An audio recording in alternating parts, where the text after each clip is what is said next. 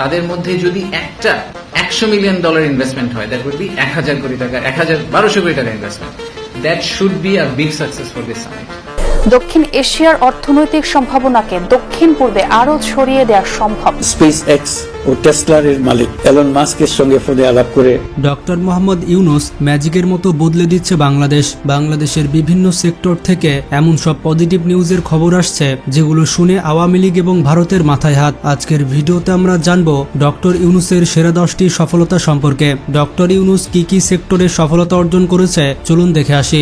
সম্প্রতি বাংলাদেশে অনুষ্ঠিত হয়েছে বাংলাদেশ ইনভেস্টমেন্ট সামিট 2025, যেখানে বিশ্বের 50টি দেশ থেকে 2300-র বেশি মানুষ এসেছে, যাদের মধ্যে 550 জনের বেশি ছিলেন বিদেশি বিনিয়োগকারী। এবং সেই অনুষ্ঠানে বিডার এক্সিকিউটিভ চেয়ারম্যান আশিক চৌধুরী জানান নেক্সট মান্থ অর্থাৎ মে মাসে চীনের বাণিজ্য মন্ত্রী ওয়াং ওয়েতাং বাংলাদেশে আসবেন এবং তিনি তার সঙ্গে বাংলাদেশে 200 জন বিনিয়োগকারী আনবেন। আশিক চৌধুরী বলেছেন চীনের বাণিজ্য মন্ত্রী একটি চিঠিতে তাকে এসব কিছু লিখে পাঠিয়েছে এবং বাংলাদেশ সম্পর্কে তিনি আরো বেশি তথ্য জানতে চান। বাংলাদেশ যদি তাদের সাহায্য করে তাহলে তারা বিনিয়োগ করতে আরো দ্রুত সিদ্ধান্ত গ্রহণ করতে পারবে। এটা বাংলাদেশের জন্য একটি পজিটিভ দিক। এছাড়া আশিক চৌধুরী বলেন বাংলাদেশে একটি ফ্রি ট্রেড জোন তৈরি করার তার একটি পরিকল্পনা রয়েছে। আপনারা হয়তো জানেন না ফ্রি ট্রেড জোন আসলে কি। ফ্রি ট্রেড জোন হচ্ছে এমন একটি বিশেষ এলাকা যেখানে ব্যবসা করার জন্য সরকার কিছু সুবিধা দিয়ে থাকে, যেমন সেখানে কম ট্যাক্স দিতে হয় এবং কাস্টম বা অন্যান্য কাগজপত্রের ঝামেলা কম থাকে।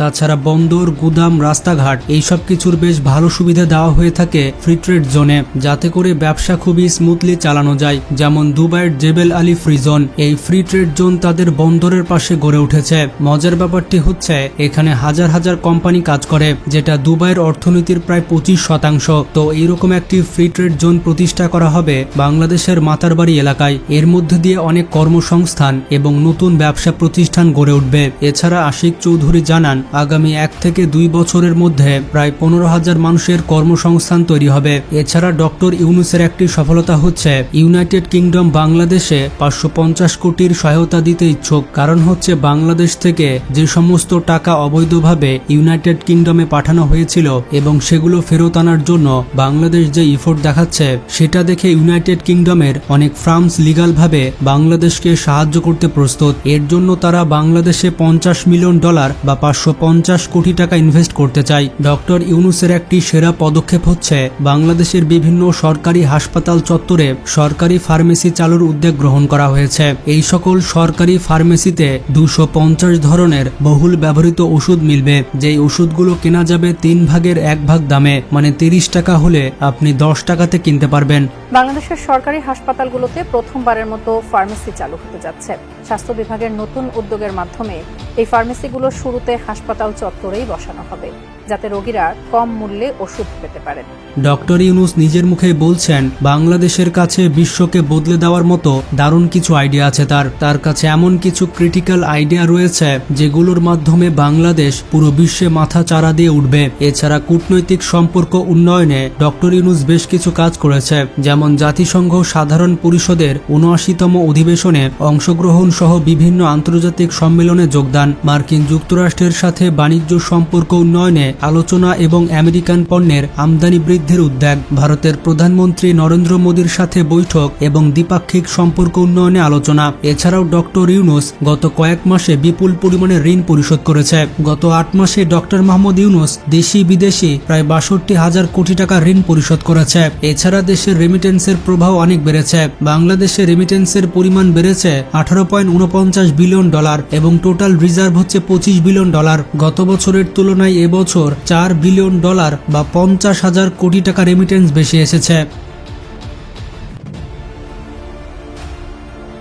বন্ধুরা, আজ আমি 1xBet নামের একটি অ্যাপ সম্পর্কে কথা বলতে চাই, যেটি পিএসজি এবং সিরিয়া এর অ্যাপের স্পন্সর। এই অ্যাপে আপনি সমস্ত লাইভ ম্যাচের ফলাফল এবং সেই ম্যাচটি সরাসরি দেখতে পারবেন। আপনি স্কোর অনুমান করে বাজি ধরতে পারবেন, যেমন কোন দল জিতবে এবং কোন দল সর্বোচ্চ স্কোর করবে। এখানে BMW গাড়ি, আইফোন, ল্যাপটপ এবং নগদ পুরস্কার জেতার সুযোগ রয়েছে। এছাড়াও বিভিন্ন ধরনের গেম রয়েছে যা আপনি খেলতে পারেন। আর রেজিস্ট্রেশনের সময় আমাদের প্রোমো কোড চ্যানুন ব্যবহার করে প্রথম জমাতে 20,000 টাকা পর্যন্ত পেতে পারেন। আপনার জয়ের অর্থ বিকাশ, নগদ, রকেট ব্যাংক, ক্রিপ্টো, পায়োনার এবং অন্যান্য পদ্ধতি পদ্ধতির মাধ্যমে উত্তোলন করতে পারবেন। তাহলে আর দেরি কিসের? পিন কমেন্টে লিঙ্ক রয়েছে, সেখানে গিয়ে রেজিস্ট্রেশন করুন অথবা গুগলে গিয়ে সার্চ করুন 1xbet আর রেজিস্ট্রেশনের সময় আমাদের প্রোমো কোড চ্যানেল ব্যবহার করুন এবং বোনাস পান। বন্ধুরা, আমরা যে বিজ্ঞাপনই দিই না কেন, অনলাইন থেকে টাকা আয় করা এতটাও সহজ নয়। আর্থিক ক্ষতির সম্ভাবনা রয়েছে। আপনারা এমন কোনো অ্যাপসে যাবেন না, আমরা জাস্ট মেনশন করে দিলাম, আপনারা বিষয়টি স্কিপ করে যাবেন। ডক্টর ইউনূসের আরেকটি সাফল্য হচ্ছে খাদ্যদ্রব্য মূল্য নিয়ন্ত্রণ। গত বছর রমজানে আমরা দেখেছি খাদ্যদ্রব্যের দাম কত ছিল। পেঁয়াজের দাম ছিল 100 থেকে 150 টাকা কেজি, সেখানে আমরা পেঁয়াজ খাচ্ছি 20 থেকে 30 টাকা কেজিতে। গত রমজান মাসে বাজারের পরিস্থিতি খুবই খারাপ ছিল, তবে সারপ্রাইজিংলি এবার দ্রব্যমূল্যের বাজারটা স্বাভাবিক রয়েছে। ক্রেতারা বাজারে গিয়ে অনেক সন্তুষ্ট, অনেক পণ্যের মূল্য নিয়ন্ত্রণে রয়েছে, কিন্তু এগুলো নিয়ে আমরা কথা বলছি না।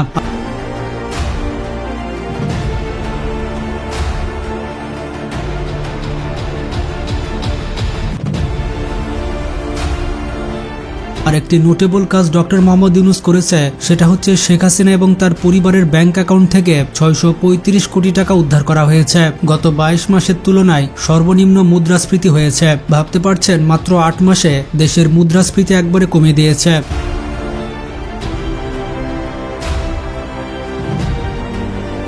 এছাড়া ধর্ষণের মতো ঘৃণিত অপরাধের তদন্ত 15 দিনের মধ্যে করতে হবে এবং বিচার 90 দিনের মধ্যে করতে হবে। এটা ডক্টর ইউনূস সরকারের একটি সাফল্য। 7 বছরের শিশুকে ধর্ষণ ও হত্যার ঘটনায় আসামিকে মৃত্যুদণ্ডাদেশ দিয়েছেন আদালত। খুশি, আদালতের প্রতি খুশি। বাংলাদেশে যে আইনের বিচার আছে, আরো এক ধাপ বাংলাদেশ এই রায়ের মাধ্যমে দিয়ে আগায় গেল। রায় শুনে, জজ সাহেবের রায় শুনে আমরা সম্পূর্ণরূপে সন্তুষ্ট। এছাড়া বিগত সরকারের আমলে অর্থনৈতিক কেলেঙ্কারির কারণে বাংলাদেশ ফুটবল ফেডারেশনের উপরে ফিফা নিষেধাজ্ঞা দিয়েছিল, কিন্তু ডক্টর মোহাম্মদ ইউনূসের পদক্ষেপের কারণে বাংলাদেশ ফুটবল ফেডারেশনের উপর থেকে নিষেধাজ্ঞা তুলে নেয় ফিফা। এখন বুঝতে পারছেন আন্তর্জাতিক অঙ্গনে ডক্টর ইউনূসের কত ক্ষমতা রয়েছে।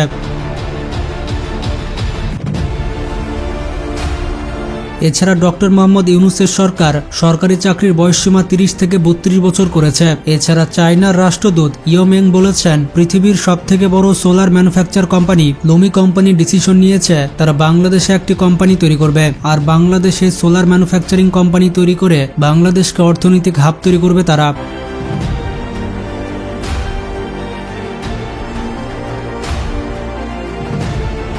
এছাড়া ডক্টর ইউনূসের কূটনৈতিক বেশ কিছু কারিশমা রয়েছে, যেমন ইলন মাস্কের সাথে তার কথোপকথন। স্টারলিং বাংলাদেশে আসবে এমন আভাস ডক্টর ইউনূস দিয়েছেন। ইলন মাস্কের স্টারলিং যদি বাংলাদেশে আসে তাহলে বাংলাদেশে অন্যরকম বিপ্লব ঘটবে প্রযুক্তির ক্ষেত্রে। একবার চিন্তা করুন, মাত্র 8 মাসে এত কিছু করেছে। কোন জায়গায় কোন প্লেকার্ড দেখাতে হবে সেটা ডক্টর ইউনূস স্যার ভালো করেই জানে। আমি স্টারলিংকের প্রতিষ্ঠাতা এবং বিশ্বের শীর্ষ ধনকুবের স্পেস এক্স ও টেসলার মালিক এলন মাস্কের সঙ্গে ফোনে আলাপ করে বাংলাদেশে স্টারলিংকের কার্যক্রম শুরু করার আহ্বান জানিয়েছে।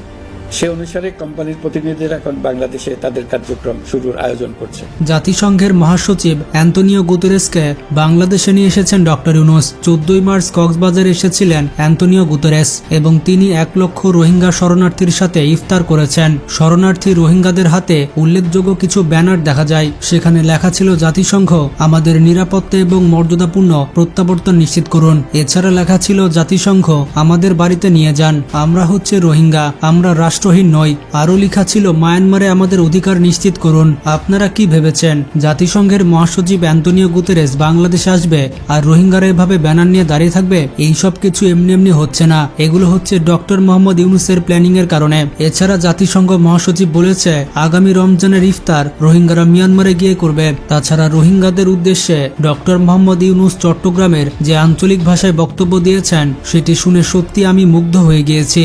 কেউ নিয়ন্ত্রণ নছে, আর তো নিজের ক্ষমতা আছে, আর ধন সম্পদ আছে, যে জায়গা জমি আছে, নিজের সঙ্গে আর তো গরিব পারি আর দেশ চাইতো নতুন বলি আর গরিব না পারি মানুষের বোঝা হয়ে গেবে। আর তো কে বোঝা হইতাম না চাই, আর ফুয়াশা বড় হইতো চা দাদা দাদির খবরের পাশে, নিজের ঘরের পাশে, আত্মীয় স্বজনের পাশে ইয়ানারা না পারিস। অথচ সুযোগ পেলে আমরা ডক্টর ইউনূসকে শুলে চড়াই। জাতিসংঘের মহাসচিবকে পাঞ্জাবি পরে নিয়ে এসেছে, এটা বাংলাদেশের ইতিহাসে কেউ করতে পারেনি। এছাড়া স্কুলের বইগুলোতে শেখ হাসিনার উল্টাপাল্টা যে সিলেবাস ছিল সেই সিলেবাস পরিবর্তন করা হয়েছে এবং সাজানো গোছানো সিলেবাস দেওয়া হয়েছে। এখন থেকে প্রাথমিকের প্রধান শিক্ষকেরা পাবেন 2য় শ্রেণীর গ্যাজেটের কর্মকর্তাদের মতো বেতন এবং সম্মান। ছাত্র জনতার বিপ্লবের যে প্রত্যাশা, সে প্রত্যাশা অনুযায়ী হচ্ছে, সেটাকে আমি ইতিবাচকভাবেই দেখি, কিন্তু এটার একটা স্থায়ীকরণ প্রয়োজন।